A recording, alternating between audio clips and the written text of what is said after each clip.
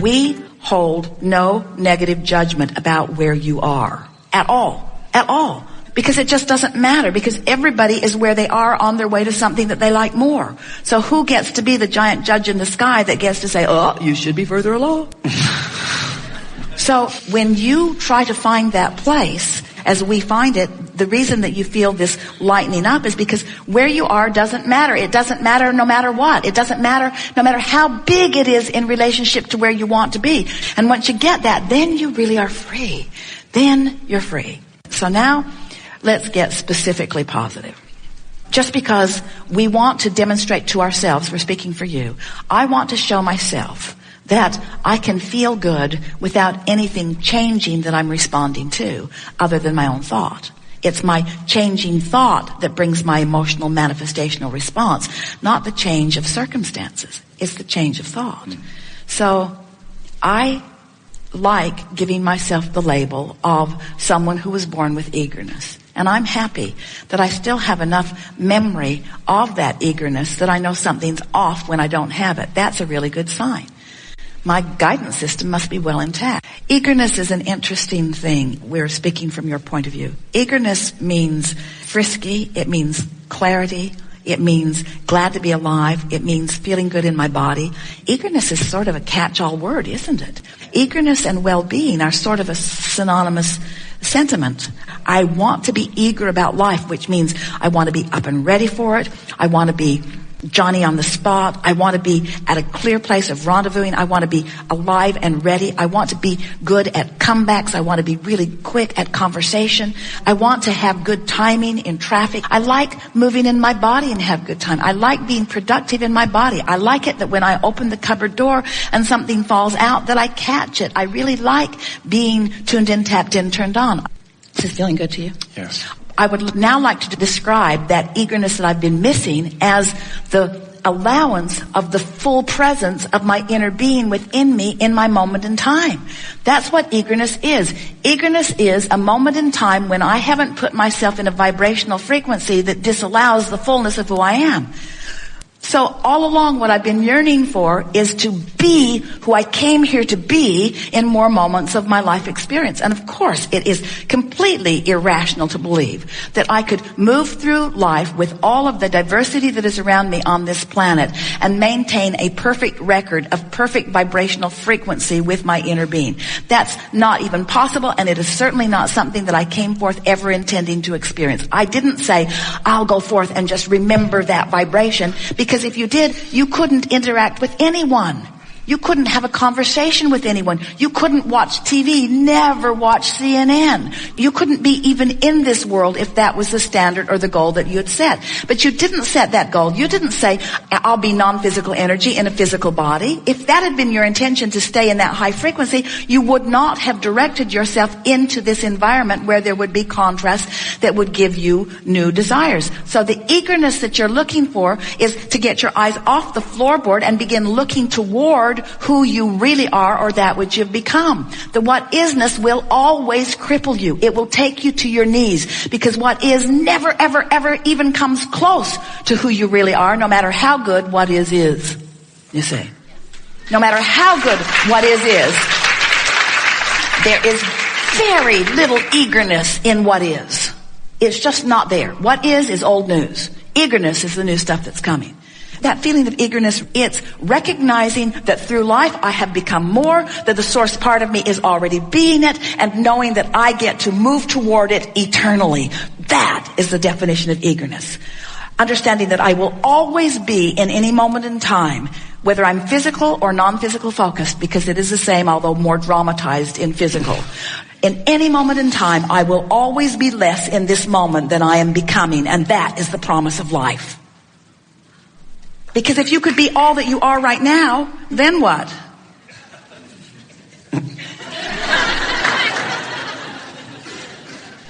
I don't know. I don't feel all that eager. Feel sort of done. Eager is recognizing that you've put something out there and then moving toward it.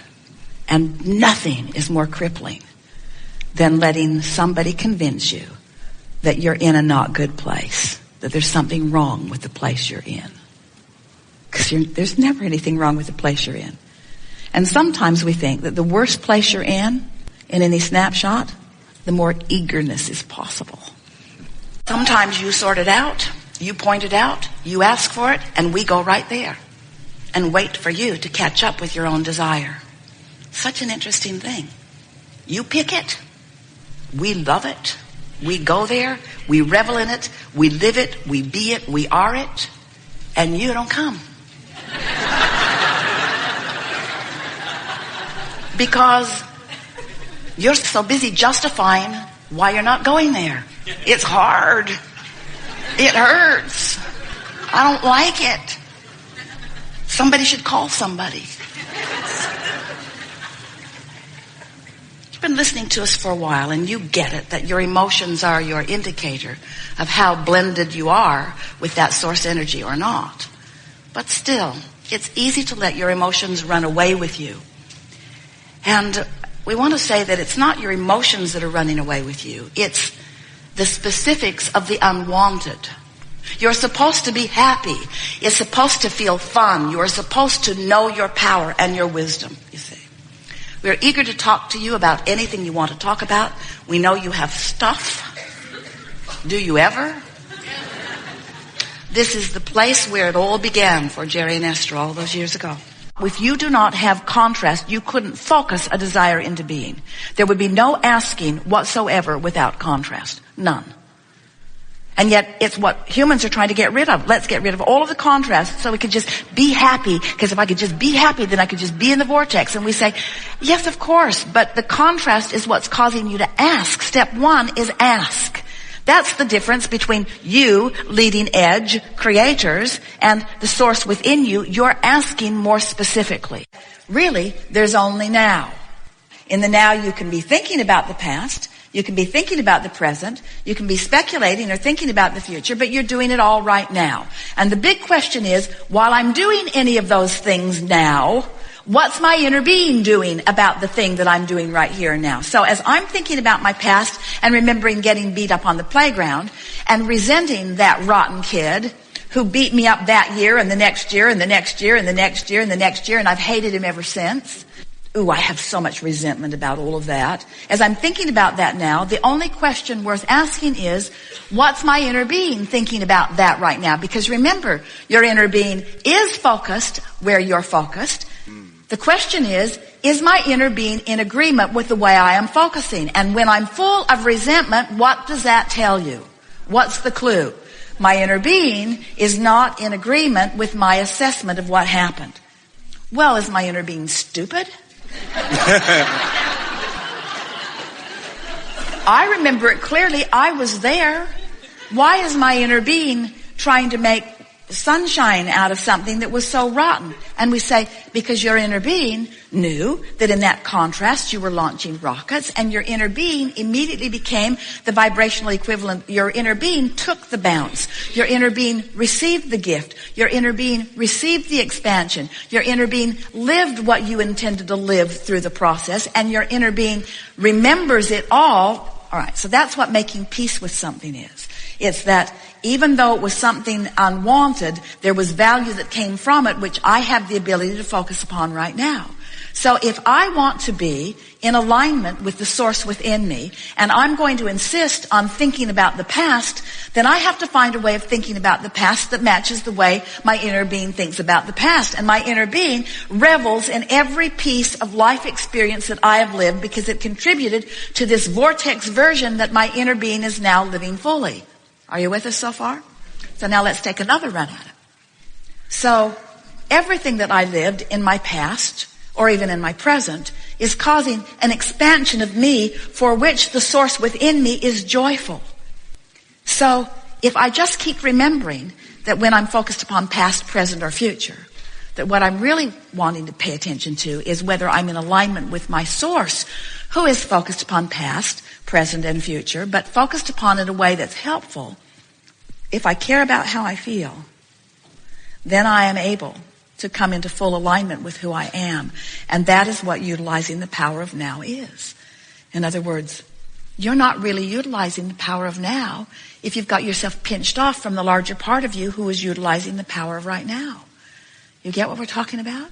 You are source energy who loves. In a moment that you're not loving, whether you're not loving about something that happened in the past, or whether you're not loving about something that happened just now, or whether you're not loving about something that you're worried about, if you're not loving, then you are not allowing yourself to live as you have intended to live. And it's that deprivation that equals negative emotion every single time. So why do we call it the past? Well, because it was before now. And why do we call it the future? Well, because it's after now. But isn't it a continuum? And is there really anything other than now? Do you agree with that? Is there anything other than now? Everything you're offering vibrationally is at the basis of all your attraction. So you could not be more accountable, because you can't get separate from what you're vibrating. In other words, one day, Esther was walking back through the kitchen to her sleeping room and had left her microphone on. And she was chatting with Karen, and everyone in the room was hearing the conversation, or everyone who was listening. And Tracy, who is watching the live stream back in Texas, called Esther's phone and said, "Mom, your phone's on." And Esther pondered what she'd been saying, what she'd been thinking. She was very high and happy. She wasn't worried about it. But then Tracy said, "You know, maybe we should always pretend like our microphone is on." And we say, it always is. But monitoring your verbal output isn't enough, because you're radiating your output constantly, and the universe is responding. And that's what we call accountable. In other words, you just can't not do that. Now, we know what you're talking about in a slightly different context. You're saying, if you say you're going to do something, do it. And if you make a commitment to be on time, then be on time and be accountable. But we would like to put a law-based conceptual slant on this by saying to you, if we were standing in your physical shoes, we would be accountable to one thing and one thing only, and that would be our alignment with our source. We would not be trying to please that one or that one or that one or that one, even if it's an employer that is threatening with some sort of power of termination. Because in the long run, if you are always true to who you are, which means you're always choosing the uplifting thought, you're always reaching for the feeling of alignment, that is a form of accountability that will serve you so well that any other form of accountability is irrelevant. And why is that so? Because all through life, you've been saying, don't like that better, don't like that better. The moment someone was rude to you, you put something very opposite of that in your vortex. When someone didn't believe in you, you put something very opposite of that in your vortex. When someone was mean to somebody else, you put something very different than that in your vortex. In other words, you have created a version of life that the source within you is resonating with and holding in vibrational resonance.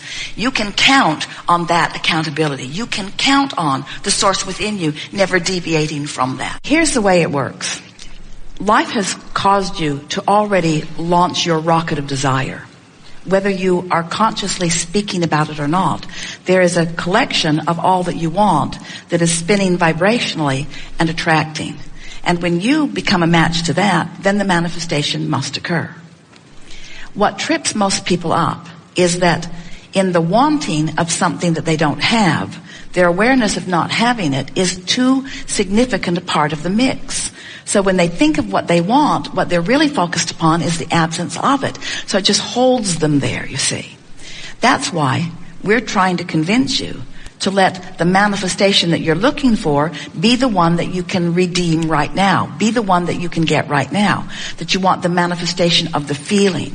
So, in a very direct answer to your question, we would say the manifestation that we would be seeking constantly, if we were standing in your physical shoes, would be the manifestation of a really good feeling emotion, whether it's one of interest, or one of fun, or one of love, or one of appreciation, or one of passion. We'd be looking for that feeling. That would be the goal that we would set. Step one is ask, and the contrast causes you to ask and ask and ask.